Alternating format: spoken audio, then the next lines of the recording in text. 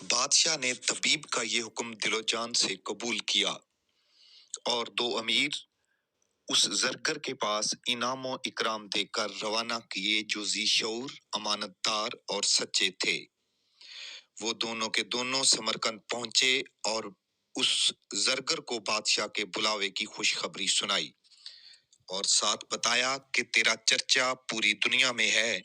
ہمارے بادشاہ نے زیورات کی تیاری کے لیے تجھے امیر بنانے کا ارادہ کیا ہے، چنانچہ یہ خلعت اور یہ دینار ہم تیرے لیے لائے ہیں، اور جب تو بادشاہ کے پاس دارالحکومت میں حاضر ہوگا تو اسی کا مصاحب خاص تو ہی رہے گا۔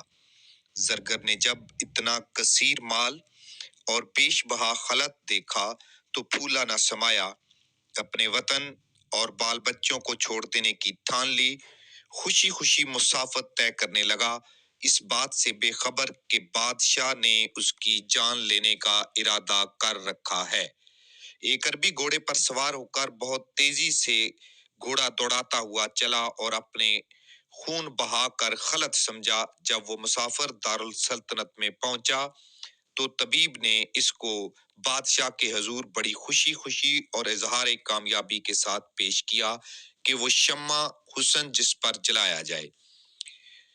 بادشاہ نے زرگر کی بہت خاطر کی، سونے کا ایک ٹیر اس کے سپرد کر کے حکم دیا، ہنسلی، جھانجن، کمر پٹا، گھوڑوں کی زینت کے زیور، وہ تمام برتن اور آرائشی ظروف جو بادشاہوں کی بزم کے لائق ہوں تیار کیے جائیں۔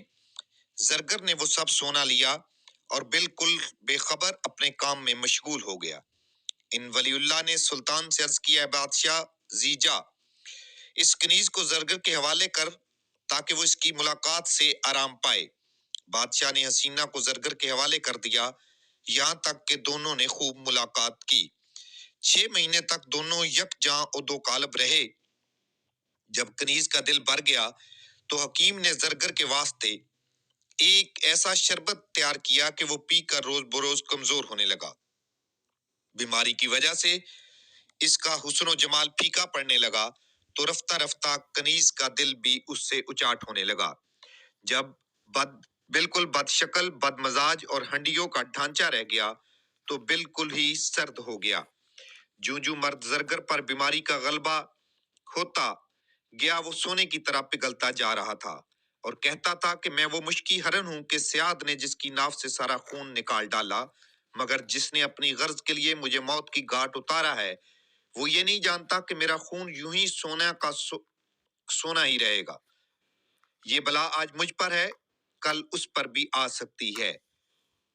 اسی اثنا میں اس زرگر کی موت واقع ہو جاتی ہے۔ زرگر کی جب موت واقع ہوتی ہے تو دنیا کا اصول ہے کہ پیار اور عشق اور محبت زندہ سے کی جاتی ہے، مردوں کے لیے کوئی زیادہ دیر نہیں روتا۔ وہ کنیز بھی آہستہ آہستہ اس زرگر کو بھولتی گئی اور ایک دن آیا کہ وہ اس زرگر کو بالکل بھول گئی۔ ولی اللہ کی تدبیر سے مرد زرگر کا مارا جانا نہ تو کسی خطاب کی توقع سے ہوا اور نہ کسی عتاب کے خوف سے۔ بات یہ ہے کہ اس کا اشارہ اس طرف ہے کہ جن چیزوں کو فنائیت ہے، جن چیزوں نے ختم ہو جانا ہے، اے بندے اس سے عشق نہ لگا۔ جن چیزوں کا حسن و جمال، جن چیزوں کی چکا چوند، جن کی روشنائیاں ہمیشہ رہنے والی نہیں ہیں، اے بندے ان سے عشق کی لو نہ لگا، بلکہ عشق کی لو اس مالک سے لگا، اپنے اللہ سے لگا، اپنے اس محبوب سے لگا جس کا حسن کبھی مان پڑنے والا نہیں ہے، جو ہمیشہ باقی رہنے والا نہیں ہے، جس کے حسن کو زوال نہیں ہے، جس کی محبوبیت کو کبھی زوال نہیں ہے۔ اے بندے تو دنیا کی جن روشنائیوں اور جن رنگینیوں، جن شہوتوں، جن خواہشات کے اندر مگن ہے، یہ خواہشات بھی ہمیشہ رہنے والی نہیں ہیں۔ یہ روشنیاں، یہ روشنائیاں، یہ حسن، یہ جمال، یہ ہمیشہ برقرار رہنے والا نہیں ہے۔ تو اس دنیا کو چھوڑ اور اس اللہ کی طرف لو لگا۔